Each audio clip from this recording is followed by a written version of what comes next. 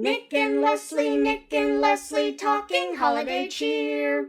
Hallmark movies, cozy nights, and a festive review today. Hey, grab a seat and a sweet treat, cozy up, push play. Movie cheers, what you'll hear this Hallmark movie day. Welcome, we have a new scene. You can see our beautiful Christmas tree in the back. Happy Christmas. Happy Christmas.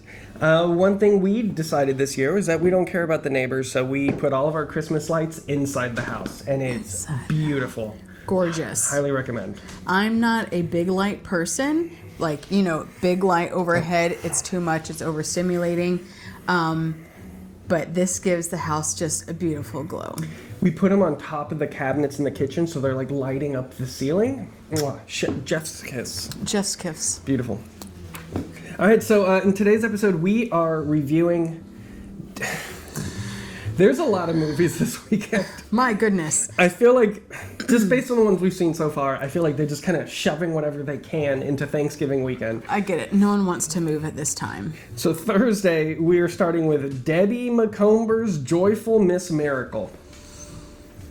So let's play that trailer. Yeah.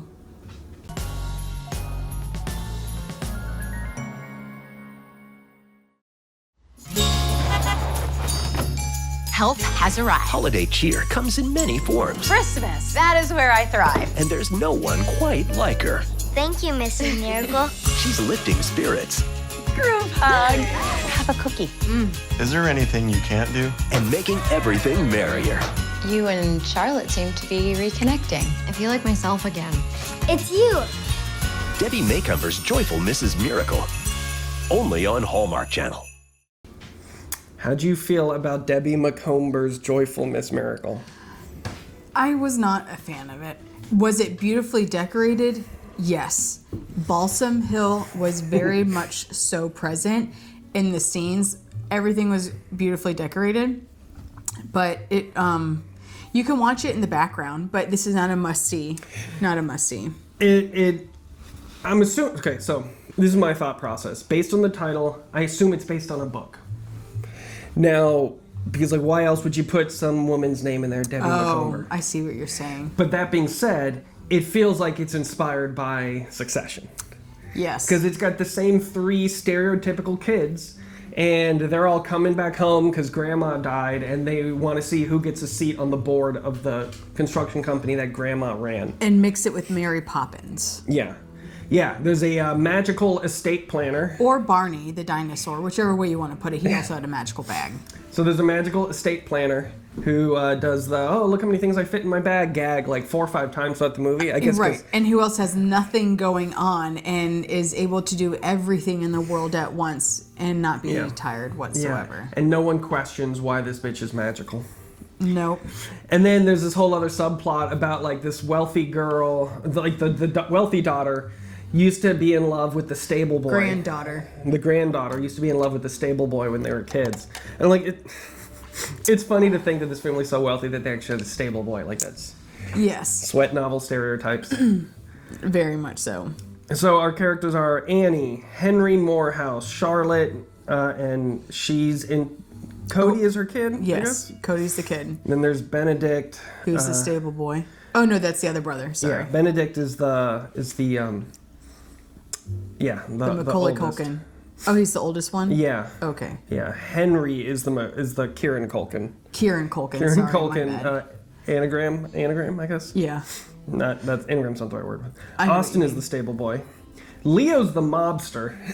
Oh my God, the mob! Hallmark had the mob in here. I guess that was the only thing I was taken back by. I was like. Yeah. Are we gonna cut off fingers? Because they reference losing limbs. Did you notice any non-white people in this movie? I mean, someone in the mob looked a little tan, but that could have them just trying to portray an Italian.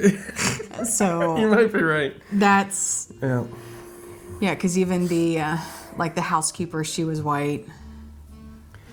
Okay, so... No, the only black person was the main therapy horse school. The administrator. That's right. Yeah, he was there. Because I was like, oh, wow. Yeah. So I thought this was interesting. It was more wow of, I think he was wearing a cowboy hat, and I'm like, they wear cowboy hats in Maine? Yeah. It felt weird, like, should this be Texas? Anyway, sorry, So in the beginning, we see like footage of each of the 3 kids in the 3 different locations, getting the news that grandma's passed, and they all need to show up. Yeah, sorry, they're adults. And they all need to show up for Christmas for this, I guess, estate reading or divvying up the estate, whatever, all that shit. And Henry Morehouse, we see him saying, hey, I know I owe you money. I will get you that money as soon as possible. As soon as I head back to my hometown, I'll be able to get the board seat, and then I can pay you the money I owe you. And I thought that was kind of weird that he required a board seat to pay this guy, rather than, hey, once I get the estate and I get my third of it and I get to sell all this stuff, then I can pay you. That seems more... I think he was trying to show about authority. I believe he was more trying to show about the authority he's having come to him as well, and maybe continue business in a certain way, but I think that's what a man just wants to show the size of his dick. That's what was happening. Okay. Well, so... There's really not much content, so I'm just gonna bring up my last note, which was from the end of the movie. So Charlotte and Austin, the stable boy, they end up getting together. Well, Charlotte has a son that has severe anxiety. Yeah, severe anxiety. Can get overstimulated.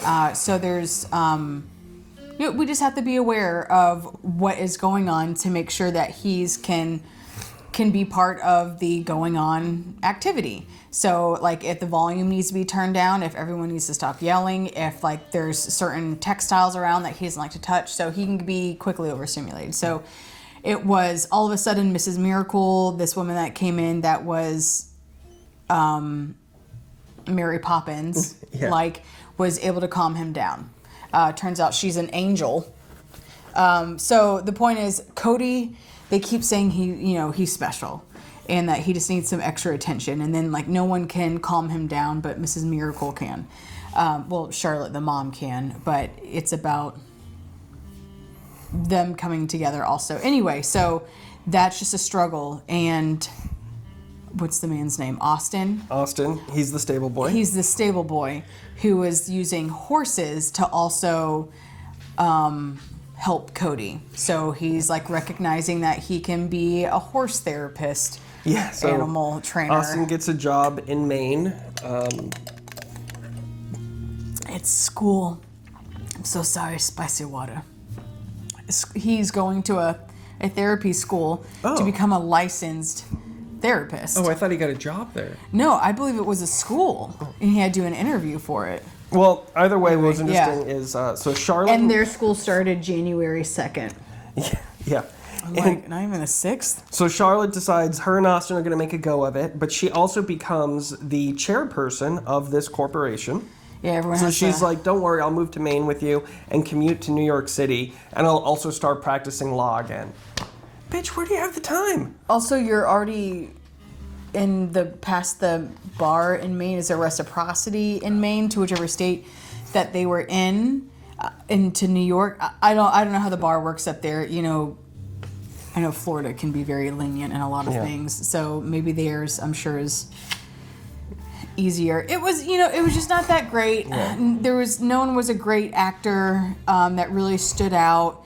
No plot line that was like, me gripping. The only kind of fun person was the actress who played Mrs. Miracle. Everyone's hair looked really good. Yeah. Yeah, like outfit was as good. Design was on point. Whoever did the setting was good. It's a pretty movie to watch. That's it. But it was basically one location the whole time. A house that they very well decorated and some stables. Yeah, so they had horse money budget. They did have horse budget. Writing, I gave it a 3. Acting 4. Directing 3. Chemistry ometer 4. And that would be between Austin and Charlotte. That's the only couple that ends up getting together. It was not. That's a lie. Well, Benedict proposes to his wife, but they were already a couple. Proposes to his girlfriend. That becomes his fiance. I'm not sure you're proposing to your wife. You can propose to me, and I'll say yes. Will you marry me? Yes. Why'd you have to look away? I looked away? Yeah, you did. Yes. Oh, anyway. I'm so sorry. All right, so you guys can skip Debbie McComber's Joyful Miss Skip. Miracle. Yes. All right, thank you. And because there are 6 movies this weekend, we'll be right back. We'll be right back. Stay tuned.